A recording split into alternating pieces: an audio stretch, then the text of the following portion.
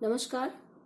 आज हम बीएड प्रथम वर्ष के प्रथम प्रश्न पत्र जिसका नाम बाल्यावस्था एवं विकास है, उसके प्रथम यूनिट के पहले टॉपिक मनोविज्ञान के विषय में अध्ययन करेंगे।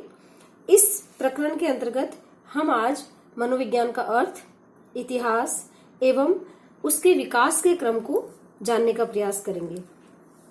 सामान्य रूप से मनोविज्ञान प्राणी के व्यवहार एवं मानसिक क्रियाओं, जिनके अंतर्गत चिंतन, व्यक्ति के भाव, संवेग आदि को लिया जाता है, का अध्ययन करने वाले विज्ञान के रूप में मनोविज्ञान को जानते हैं। किंतु प्रारंभिक समय में ऐसा नहीं था।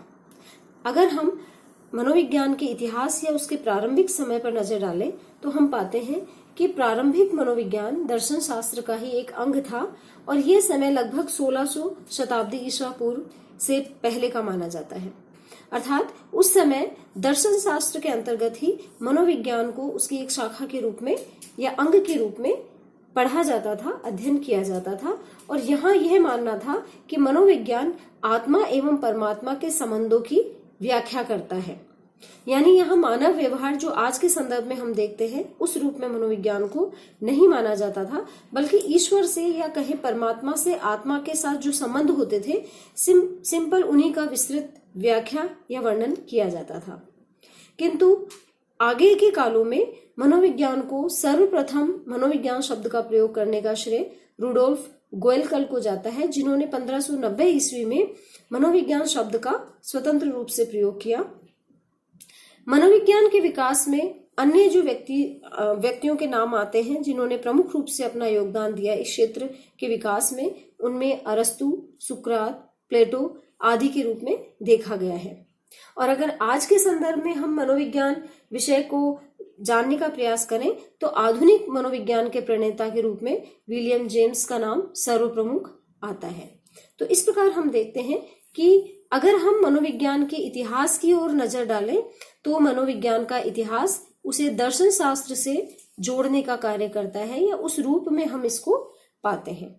अगर मनोविज्ञान के अर्थ को हम समझने का प्रयास करें तो हिंदी में इसके शाब्दिक अर्थ को अगर हम देखें मनोविज्ञान शब्द को, तो इससे तात्पर्य होता है मन का विज्ञान, अर्थात मन का अध्ययन जिस विज्ञान के अंतर्गत किया जाता है वह मनोविज्ञान कहलाता है। परंतु अंग्रेजी भाषा के शब्द साइकोलॉजी को अगर हम देखें तो इस शब्द की उत्पत्ति लैटिन या ग्रीक भाषा के दो शब्दों से हुई है, जिनका नाम है साइकी, जिसका हिंदी में अर्थ होता है आत्मा, और लोगस अर्थात अध्ययन करना। अर्थात साइकोलॉजी से यहाँ तात्पर्य आत्मा का अध्ययन करने वाला विज्ञान होता है। तो इस रूप में अगर हम इसे देखें तो प्राचीन समय से या लैटिन भाषा से निकला हुआ नाम भी कहीं ना कहीं आत्मा के अध्ययन पर प्रभाव या प्रकाश डालता है। किंतु अगर हम इसे संपूर्ण रूप से जानने का प्रयास करें तो मनोविज्ञान से तात्पर्य एक ऐसे विज्ञान के रूप में है जो मानव के व्यवहार एवं उसके मस्तिष्क के क्रियाकलापों का क्रमबद्ध रूप में अध्ययन करता है। आगे हम मनोविज्ञान को या मनोविज्ञान के शब्द को अलग अलग परिभाषाओं के रूप में भी समझने का प्रयास करेंगे। अब हम इसके अर्थ के बाद में मनोविज्ञान का ये अर्थ जो कि दर्शन शास्त्र से निकला था या आत्मा के रूप में हम इसको यहाँ अर्थ के रूप में देख रहे हैं, आगे ये वर्तमान समय में व्यवहार के रूप में किस तरह से परिणित हुआ, तो विकास के इस क्रम को जानने का प्रयास करेंगे। मनोविज्ञान शब्द के अर्थ का जो विकास है, तो उस विकास क्रम को अगर हम देखें तो यह विकास क्रमिक रूप में परिवर्तन के रूप में हमारे सामने परिलक्षित होता है। जहां हम बात करें कि प्रारंभ में यह दर्शन शास्त्र के अंतर्गत आता था, किंतु दर्शन शास्त्र से अलग होने के पश्चात मनोविज्ञान के अर्थ में समय समय पर अनेक परिवर्तन हुए और उन परिवर्तनों के आधार पर ही इसको परिभाषित किया गया या इसके अर्थ को समझने का प्रयास किया गया।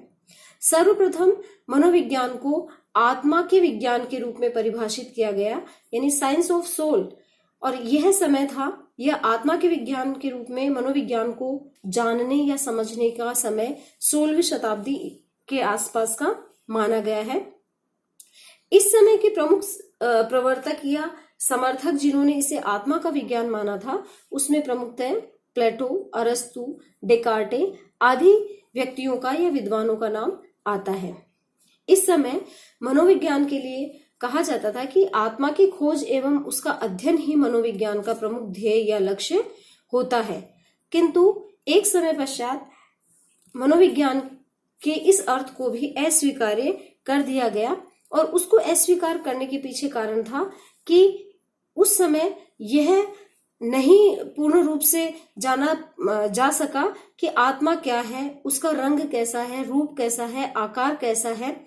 अर्थात इस चीज की व्याख्या न होने के कारण से कि जो चीज प्रत्यक्ष रूप में, स्थूल रूप से में उनके सामने नहीं थी, तो उसको सही ढंग से उसकी व्याख्या न कर पाने के कारण विज्ञान के अंतर्गत इसको स्वीकार नहीं किया गया, क्योंकि आत्मा अदृश्य चीज होती है। अतः विज्ञान ने इसे अस्वीकार्य कर दिया और एक समय के उपरांत इसे आत्मा का विज्ञान न मानकर इसे एक दूसरा नाम दिया गया, और यह दूसरा नाम था मन या मस्तिष्क का विज्ञान, यानी साइंस ऑफ माइंड का नाम मनोविज्ञान को दिया गया।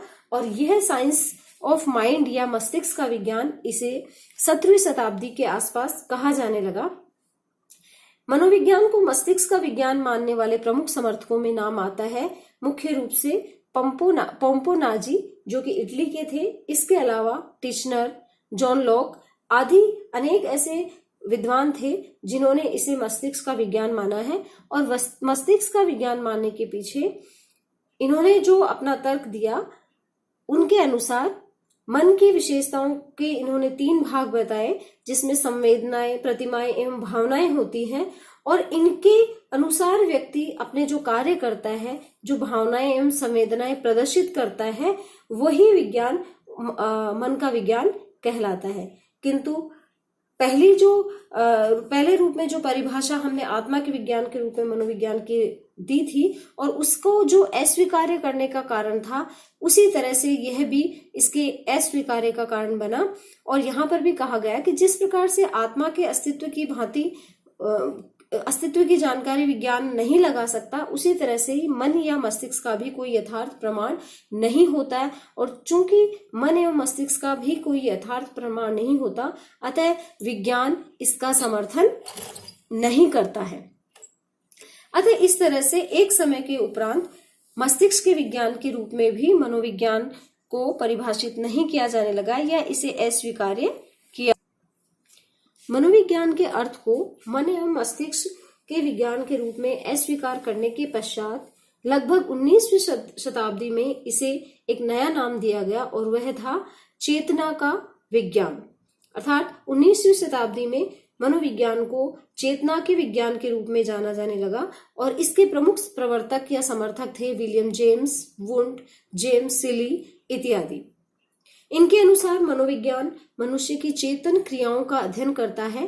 चेतना से यहाँ अभिप्राय संवेदनाओं, व्यक्ति की इच्छाओं, संवेगों एवं संकल्पों के अध्ययन से था।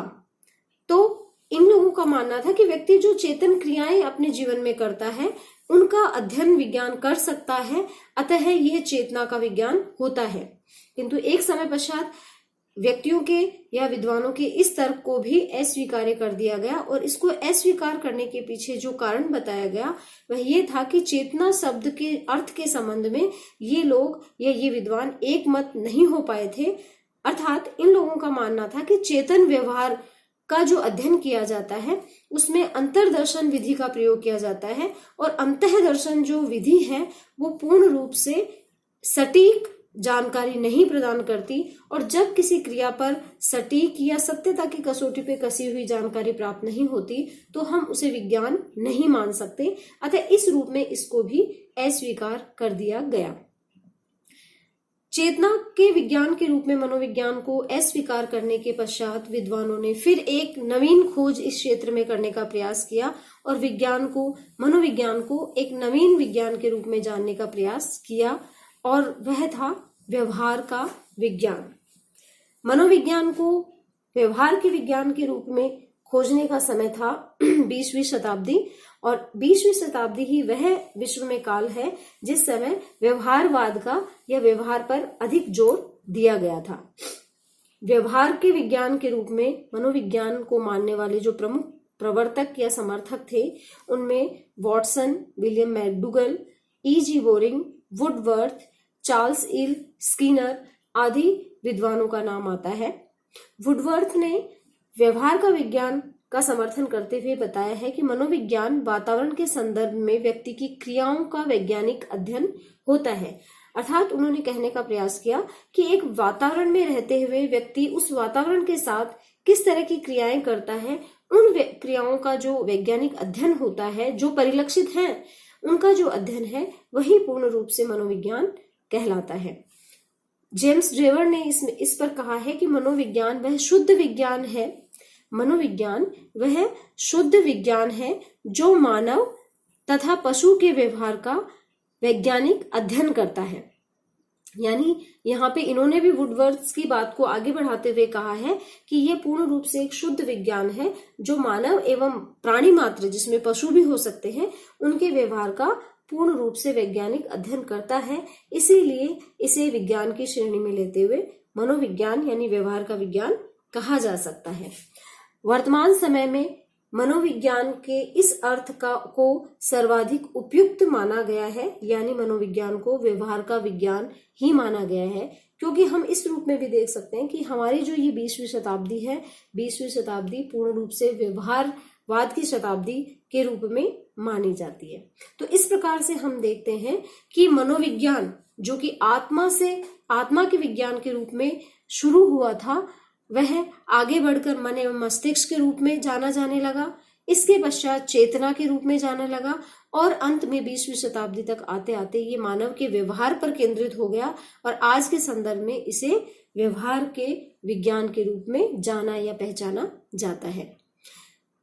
मनोविज्ञान के इस अर्थ के जो विकास के क्रम को वॉटसन ने अपने शब्दों के द्वारा, अपने कथन के द्वारा बहुत अच्छे से समझाने का प्रयास किया है और उन्होंने कहा है कि सबसे पहले मनोविज्ञान ने अपनी आत्मा का त्याग किया, फिर उसने अपने मन या मस्तिष्क का त्याग किया, उसके पश्चात उसने चेतना का त्याग किया और अब वह व्यवहार की विधि को स्वीकार करता है। अर्थात वर्तमान समय में व्यवहार की विधि को ही मनोविज्ञान के रूप में स्वीकार किया जा सकता है या यह पूर्ण रूप से सटीक माना जा सकता है।